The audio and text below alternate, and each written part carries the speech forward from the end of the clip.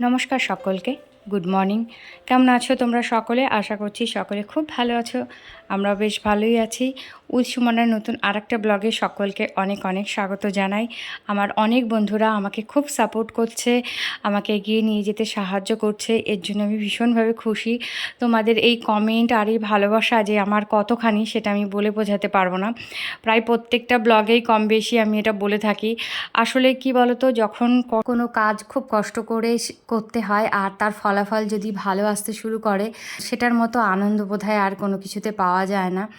তো আমি তো কোনো রকম আশাই করিনি, মানে যে আমার কাজ কেউ দেখবে, আমার কাজ কেউ পছন্দ করবে, আর তার মধ্যে দিয়েও যে সবাই আমাকে এতটা ভালোবাসে, এই জন্য সত্যি আমি খুব খুশি। তো বন্ধুরা, চলো আজকের ব্লগটা শুরু করি। আজকের ব্লগটাতে আমি কি করে আমি তাড়াতাড়ি করে কাজ করি, মানে তাড়াতাড়ি কাজ করবার কিছু উপায় যেগুলো আমি ফলো করি বহু দিন ধরে। সংসার তো অনেক দিন হয়ে গেল বন্ধুরা, তো সেই সব অভিজ্ঞতার মাধ্যমে আমি অর্জন করেছি, সেগুলোই তোমাদের সাথে শেয়ার করব।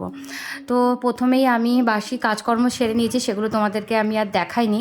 তো সকালবেলা জামা কাপড় ছেড়ে চা খেয়ে মেয়েকে খাইয়ে তারপর সোজা দেখো রান্নাঘরে চলে এসেছি। আর আজকে একটু জিরে ফোড়ন দিয়ে সর্ষের তেলে একটু আলু আর হচ্ছে উচ্ছে দিয়ে একটা মাখা মাখা মতো করব। এই তরকারিটা না সবাই আমাদের বাড়িতে খুব ভালো খায়, আমার বিশেষ করে আমার তো ভীষণ ভালো লাগে। তারপর রান্নার মাঝে দেখো আমার বাজার নিয়ে চলে এসছে। তো বাজার সবই ছিল সবজি, শুধুমাত্র ডিম, মাছ আর আলুটা কম ছিল, তো সেইগুলোই নিয়ে এসছে। তো রান্না বসিয়ে দিয়ে ওইদিকে আমার তরকারিটা ভাজা হচ্ছে, তার মধ্যে দিয়ে কিন্তু আমি কিছু কিছু কাজ আমি গুছিয়ে নেব। যে কোনো কাজ করার মাঝখানে যদি আর একটা কাজ করা যায়, মানে যেরকম এই যে দেখো আমি ভাজাটা হচ্ছিল, সেই ভাজার মাঝখানে কিন্তু আমি এই মাছগুলো ধুয়ে নেব। মানে ভাজা হতে তো অনেকটা সময় লাগে, বিশেষ করে আমি খুব তেলটা কম দিই, তো আমার ভাজা হতে কিন্তু বেশ অনেকটা সময় লাগে। তো ভাজা করতে করতে আমি মাছগুলো ধুয়ে গুছিয়ে নেব। আর তরকারিটা ভাজতে ভাজতে আমি সবজিগুলো যা এনেছিল সেইগুলো বার করে রাখলাম। তো এরকম যদি আমরা একটা কাজ করতে করতে অন্য কাজ করি, যাকে বলে মাল্টিটাস্কিং, তো এই ধরনের কাজে কিন্তু আমাদের সময়টা অনেকটা কম লাগে। আর আরেকটা কথা যেটা আমি সব সময়ের জন্য খুব বিশ্বাস করি, আর আমরা অনেকেই এই চক্করে পড়েও থাকি, সেটা হচ্ছে মোবাইল। বন্ধুরা, সকালবেলা উঠে কিছুতেই মোবাইলটা হাতে নেবে না। হাতে নিয়ে কিন্তু ওই একটুখানি দেখব এরকম মনে করে যদি একটুখানি স্ক্রোল করতে থাকি, তো সেটাকে আমি করতেই থাকবো। অন্তত আমার ক্ষেত্রে তো হয়, আমার মনে হয় অনেকের ক্ষেত্রেই হয়, ম্যাক্সিমাম লোকের ক্ষেত্রে। তো কিছুতেই মোবাইলটা তোমরা হাতে নেবে না। হ্যাঁ, এটা করতে পারো, গল্প শুনতে শুনতে বা গান শুনতে শুনতে কোনো রকম কাজ করতে পারো, যেটা আমি করি, আমার খুব ভালো লাগে।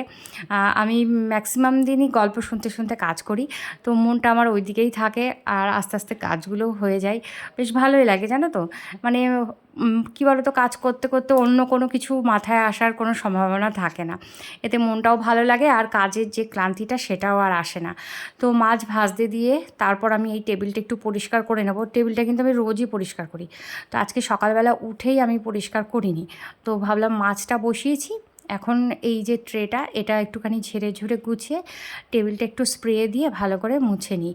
আর স্প্রে দিই কেন বলো তো বন্ধুরা, প্রতিদিন একবার করে সকালবেলা আমি স্প্রে দিই, যেহেতু খাওয়া দাওয়া হয়।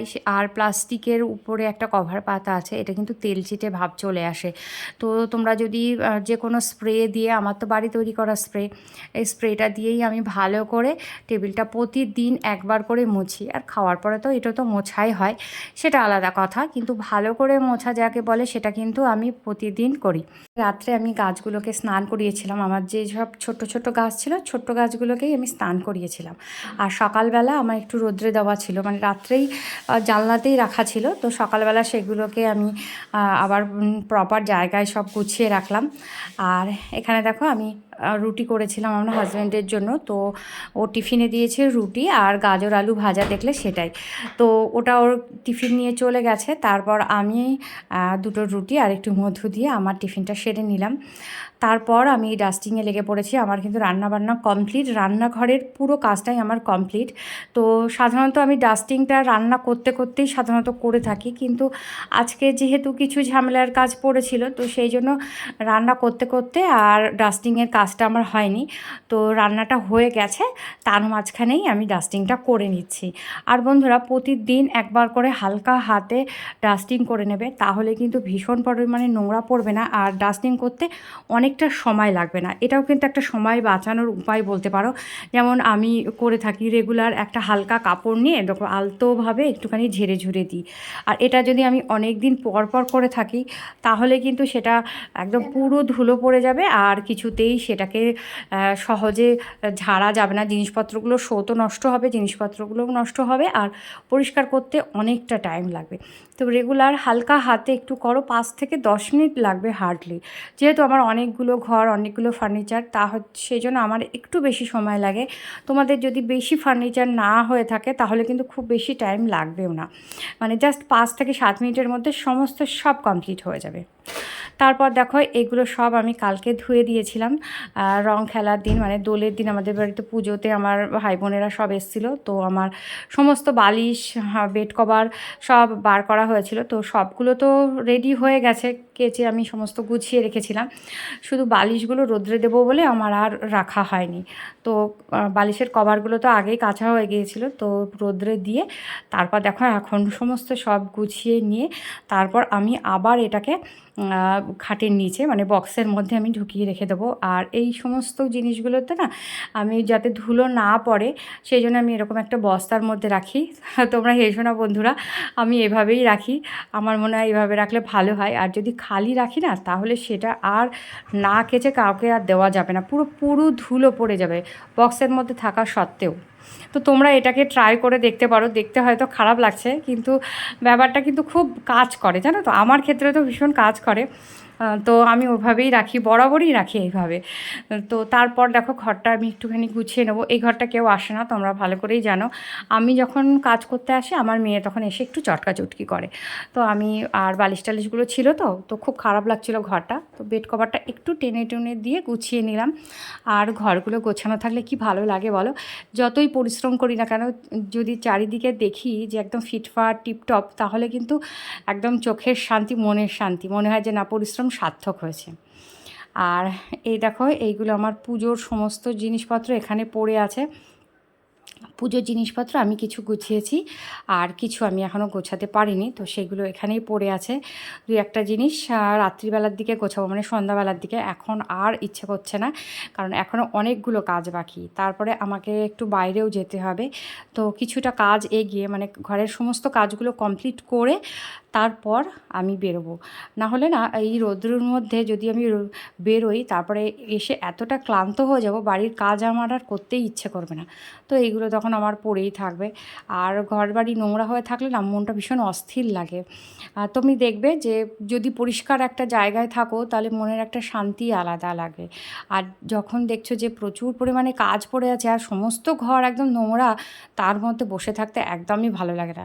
না পারবে তুমি উঠে করতে, কষ্ট হবে তোমার, আর না পারবে তুমি মানে ওইভাবে ফেলে রাখতে, তো তোমার ভীষণ খারাপ লাগবে, আমার তো ভীষণই বিরক্ত লাগে। সেই জন্য চেষ্টা করি সকাল সকাল আমি সমস্ত কাজ কমপ্লিট করে মোটামুটি যতটুকু সম্ভব সেটুকু কমপ্লিট করে বাড়ির বাইরে বেরোনোর।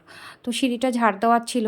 আর পাশে তো কাজ হচ্ছে বন্ধুরা, চারিপাশে কাজ হচ্ছে, জানো তো, সব নতুন বাড়ি হচ্ছে, কেউ হয়তো দোতলা তিনতলা করছে বা কেউ নতুন বাড়ি করছে। একদম আমার বাড়ির পাশের প্লটটাই নতুন বাড়ি হচ্ছে। আর একদম এই যে গেটটা দেখছো, গেটের সামনেই ওরা রড কাটছে। পাশে একদম মানে একদম আমার পাশে এই যে ঘরটা দেখছো যেখানে ঝাড় দিচ্ছি, ওই পাশটা আমার একটা ঘর আছে, ঠিক ঘরের পাশেই যে ফাঁকা জমিটা ছিল ওইখানটায়। তো বুঝতেই পারছো কাজ হচ্ছে যখন, মশলা মাখছে, সমস্ত কাটাকুটি করছে, আর একদম আমার ঘরের সামনে ভীষণ নোংরা হচ্ছে, জানো তো সিঁড়িটা। তো আমি আজকে আর সিঁড়িটা ঝাড় দিয়েছি, মুছিনি, মানে মুছতে আর ইচ্ছে করলো না, জানো তো, ভাবলাম যে একটু ঝাড় দিয়েই রাখি। এই তো পরশুদিনই আমি মুছেছি, সিঁড়িটা রোজ মোছা আমার পক্ষে সম্ভব হয় না বন্ধুরা, সমস্ত সব আমি একা হাতে করি। তো মোটামুটি আমার একটা সেট আছে যে এরকম এরকম দিন পর এই কাজগুলো আমি করব, তাহলে কি হয় আমি গুছিয়ে সমস্ত কাজগুলো করতে পারি। তারপর ঘরটা আমি মুছে নিলাম, মুছে নিয়ে দেখো আমি ইতিমধ্যে মেয়ের স্কুলেও চলে গিয়েছিলাম, গিয়ে আমি ওর কিছু খাতা আনার ছিল তো সেইগুলো এনেছি। ওকে ভর্তি করিয়ে মানে অ্যাডমিশন করিয়ে ওর বইপত্র সব আনা হয়ে গেছে বেশ কিছুদিন আগে, শুধু খাতাগুলোই বাকি ছিল। তো আমি গিয়েছিলাম আর এতটা রোদ্দুর বন্ধুরা, এতটা রোদ্দুর যে মনে হচ্ছে যেন লু বইছে, মুখ টুকগুলো সমস্ত লাল হয়ে গেছে। মেয়েটাকেও নিয়ে গেছি আর আমি কিন্তু স্নান করে যাইনি জানো তো। আমার মনে হয় কি স্নান করে বাইরে বেরোলে যেন গা দিয়ে ভাপ বেরোয়, আরও বেশি গরম লাগে।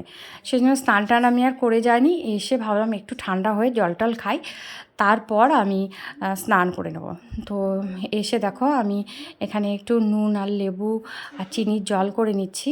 বন্ধুরা যদি এরকম ছোট্ট লেবু হয় যেগুলো খুব বেশি পুষ্ট হয়নি, সেগুলো না একটুখানি সময় গরম জলের মধ্যে ডুবিয়ে রাখবে। এখন যা ট্যাপের জল গরম, তো ট্যাপের জলের মধ্যে ডুবিয়ে রাখলেই হয়ে যাবে। দিয়ে হাত দিয়ে হালকা করে গোল গোল করে একটুখানি চেপে নিয়ে তারপর রসটা বার করবে, দেখবে যেটুকু রস বেরোনো তার থেকে অনেকটা বেশি রস বেরোয়। তো এই ট্রিকটা তোমরা ফলো করে দেখতে পারো। তো এখানে এসে একটু ঠান্ডা হয়ে ফ্যানের তলায় বসে মা মেয়ে মিলে একটু জল খাচ্ছি, তারপর স্নান করব। আর এর সাথেই বন্ধুরা আজকের ব্লগটা আমি শেষ করব। ভীষণ কষ্ট হচ্ছে এখন, যখন ভয়েস ওভার দিচ্ছি তখন আবার সেই কষ্টটা আমার মনে হচ্ছে যে ইস, পুরো রোদ্রে তেতে পুড়ে এসে কি কষ্ট যে হচ্ছিল। তো যাই হোক বন্ধুরা, আজকের মতো বিদায় নিলাম, আবার দেখা হবে নতুন একটা ব্লগে।